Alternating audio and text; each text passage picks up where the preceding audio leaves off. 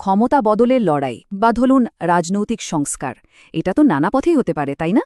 আজকের এই বিশ্লেষণে আমরা ঠিক সেরকমই দুটো একেবারে ভিন্ন পথের গল্প দেখব।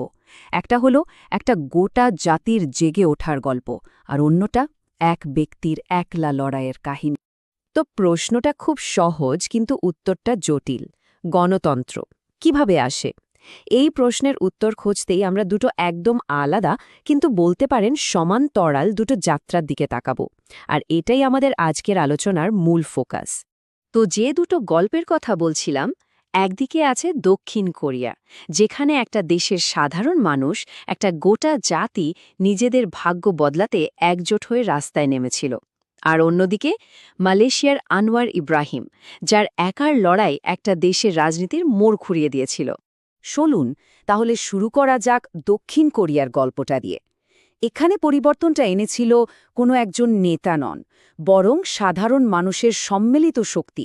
এটা ছিল একটা গোটা জাতির ঘুরে দাঁড়ানোর মহাকাব্যিক এক কাহিনী। আধুনিক দক্ষিণ কোরিয়ার গল্পটা শুরু করতে হলে আমাদের ফিরে যেতে হবে একটা ভয়ঙ্কর ধ্বংসের সময়, ১৯৫০ থেকে ৫৩। এই ৩ বছরে যে কোরীয় যুদ্ধ হয়েছিল, তাতে প্রায় ৩০ লক্ষ কোরীয় মানুষ মারা যান। ভাবা যায়, একটা গোটা দেশ অর্থনৈতিকভাবে একেবারে পঙ্গু হয়ে গিয়েছিল। আর এই বিশাল মানবিক বিপর্যয় ছিল তাদের ঘুরে দাঁড়ানোর সংগ্রামের একদম শুরুর বিন্দু। এই যে টাইমলাইনটা দেখছেন, এটা দক্ষিণ কোরিয়ার সেই উত্তাল সময়ের একটা সারাংশ। যুদ্ধের ধ্বংসস্তূপ থেকে দেশটা যখন ঘুরে দাঁড়ানোর চেষ্টা করছে, তখনই একের পর এক সামরিক স্বৈরাচার ক্ষমতা দখল করে। কিন্তু শেষ পর্যন্ত ১৯৮৭ সালে ঘটল সেই ঐতিহাসিক ঘটনা। ছাত্র আর সাধারণ মানুষ একসাথে এমন এক আন্দোলন গড়ে তুলল, যা স্বৈরাচারী সরকারকে গণতন্ত্রের দাবি মেনে নিতে বাধ্য করেছিল। কিন্তু এখানে একটা মজার ব্যাপার আছে। এই যে রাজনৈতিক দমনপীড়নের সময়টা, ঠিক তখনই দক্ষিণ কোরিয়া এক অবিশ্বাস্য অর্থনৈতিক উন্নতি করে। এটাকে বলা হয় miracle on the Han river. কিন্তু আইরনিটা হলো, এই অর্থনৈতিক সমৃদ্ধি আসলে গণতন্ত্রের দাবিটাকেও আরও জোরালো করে তুলেছিল। কেন? কারণ দেশে একটা শিক্ষিত, শক্তিশালী মধ্যবিত্ত শ্রেণী তৈরি হচ্ছিল। তাদের শুধু টাকা পয়সা বা ভালো জীবন হলেই চলছিল না, তারা চাইছিল রাজনৈতিক অধিকার, কথা বলার স্বাধীনতা। তো একদিকে অর্থনৈতিক উন্নতি হচ্ছে, কিন্তু অন্যদিকে রাজনৈতিকভাবে দেশটা ছিল একটা দমবন্ধ করা জায়গায়। এই যে উদ্ধৃতিটা দেখছেন, এটা সেই সময় ছবিটা খুব পরিষ্কার করে দেয়। বিশ্ববিদ্যালয় বন্ধ, রাজনৈতিক কার্যকলাপ নিষিদ্ধ, সংবাদপত্রের স্বাধীনতা নেই। সামরিক শাসকরা এভাবেই সবকিছু নিয়ন্ত্রণ করত। আর এই চরম দমনপীড়নই কিন্তু মানুষের ভেতরের প্রতিরোধের আগুনটাকে আরও উস্কে দিয়েছিল। এবং শেষ পর্যন্ত কি হল? ওই সম্মিলিত প্রতিরোধই জিতল। সাধারণ মানুষের শক্তি স্বৈরাচারী শাসনকে হারিয়ে দিল, আর দক্ষিণ কোরিয়া গণতন্ত্রের পথে হাঁটা শুরু করল। তো মূল পয়েন্টটা কি? দক্ষিণ কোরিয়ার ক্ষেত্রে পরিবর্তনটা এনেছিল সমষ্টির শক্তি, মানে গণজাগরণ। আচ্ছা, দক্ষিণ কোরিয়ার গল্প তো শুনলাম, যেখানে হাজার হাজার মানুষ মিলে পরিবর্তন এনেছে। এবার চলুন ছবিটা পুরো ১৮০ ডিগ্রি ঘুরিয়ে দিই। একটা জাতির গল্প থেকে সরে এসে আমরা এখন ফোকাস করব একজন ব্যক্তির ওপর, মালয়েশিয়ার আনোয়ার ইব্রাহিম। তার একার দীর্ঘ লড়াই গণতন্ত্রের সংগ্রামের একটা সম্পূর্ণ ভিন্ন দিক আমাদের সামনে তুলে ধরে।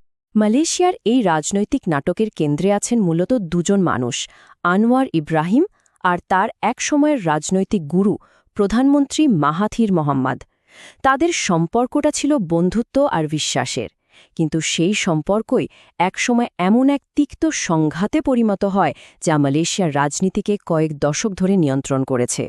একটা সময় আনোয়ার ইব্রাহিম ছিলেন ক্ষমতার শিখরে, উপপ্রধানমন্ত্রী, অর্থমন্ত্রী।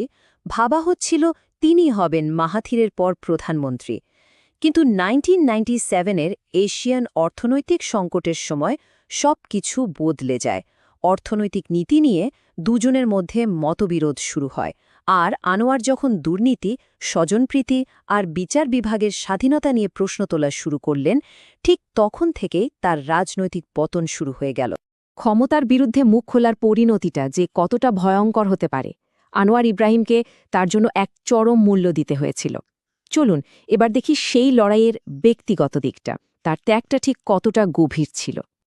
এই টেবিলটা দেখুন, এটা আনোয়ারের ১ দশকেরও বেশি সময়ের আইনি লড়াইয়ের একটা সারাংশ। বারবার তাকে রাজনৈতিকভাবে প্রভাবিত মামলায় জড়ানো হয়েছে। দুর্নীতি, সডমি, একই অভিযোগে বারবার জেল আবার মুক্তি। তার জীবনটা যেন জেল আর রাজনীতির এক অন্তহীন চক্রে আটকে গিয়েছিল। আর এই লড়াইটা শুধু আদালতে বা রাজনীতির ময়দানেই সীমাবদ্ধ ছিল না, এটা ছিল শারীরিকও। ভাবুন একবার, জেলে অন্ধ আর হাতকড়া পরা অবস্থায় তাকে পিটিয়েছিলেন স্বয়ং দেশের পুলিশ প্রধান। এই একটা ঘটনাই বুঝিয়ে দেয় এই সংগ্রামের জন্য তাকে ব্যক্তিগতভাবে কতটা মূল্য দিতে হয়েছে। কিন্তু এত কিছুর পরেও আনোয়ারের এই কথাটা শুনুন, তিনি আমার উপর অন্যায় করেছেন, জেলে পাঠিয়েছেন, কিন্তু আমি তাকে ক্ষমা করে দিয়েছি। কি অসাধারণ মানসিক দৃঢ়তা, তাই না? তিনি পরিষ্কার করে দিচ্ছেন তার লড়াইটা ব্যক্তিগত প্রতিশোধের নয়, বরং একটা নষ্ট হয়ে যাওয়া সিস্টেমকে বদলানোর লড়াই। তিনি ক্ষমা করতে রাজি, কিন্তু নীতির সাথে আপোষ করতে নয়। তো আমরা দুটো একদম ভিন্ন ছবি দেখলাম, তাই না? একদিকে একটা গোটা জাতির একজোট হয়ে রুখে দাঁড়ানো, আর অন্যদিকে একজন নেতার একলা দীর্ঘ লড়াই। চলুন এবার এই দুটো পথকে পাশাপাশি রেখে দেখি যে এখান থেকে আমরা আসলে কি শিখতে পারি। এই তুলনাটা দেখুন, দুটো গল্পের মূল পার্থক্যটা এখানে খুব পরিষ্কার। দক্ষিণ কোরিয়ায় পরিবর্তনের অনুঘটক ছিল সাধারণ মানুষ, মানে অনেকের শক্তি। অর্থনৈতিক উন্নতি আর রাজনৈতিক স্বাধীনতার আকাঙ্ক্ষা মিলে একটা বিস্ফোরণ ঘটিয়েছিল। আর আনোয়ারের ক্ষেত্রে এটা ছিল একজনের শক্তি। তার ব্যক্তিগত সহনশীলতা আর অদম্য জেদি ধীরে ধীরে একটা বিরোধী জোটকে এক জায়গায় এনেছিল। তাহলে এই দুটো গল্প থেকে আমরা কি শিখলাম? সবচেয়ে বড় শিক্ষাটা হল, গণতান্ত্রিক পরিবর্তনের কোনো একটা বাধা ধরা ফর্মুলা নেই। এটা কখনো দেশজোড়া আন্দোলনের মাধ্যমে আসতে পারে, আবার কখনো একজন মানুষের দশকের পর দশক ধরে চালিয়ে যাওয়া একাকী লড়াইয়ের ফলও হতে পারে। পথ দুটো হয়তো সম্পূর্ণ আলাদা, কিন্তু লক্ষ্যটা কিন্তু একই। শেষ করার আগে একটা প্রশ্ন মাথায় ঘুরছে। আচ্ছা, পরিবর্তন কি আসলেই অনেকের সম্মিলিত শক্তির জোরে আসে, নাকি একজনের অটল ইচ্ছাশক্তি সব বদলে দেওয়ার জন্য যথেষ্ট? এই দুটো গল্প শোনার পর ক্ষমতার খেলা আর সংস্কারের পথ নিয়ে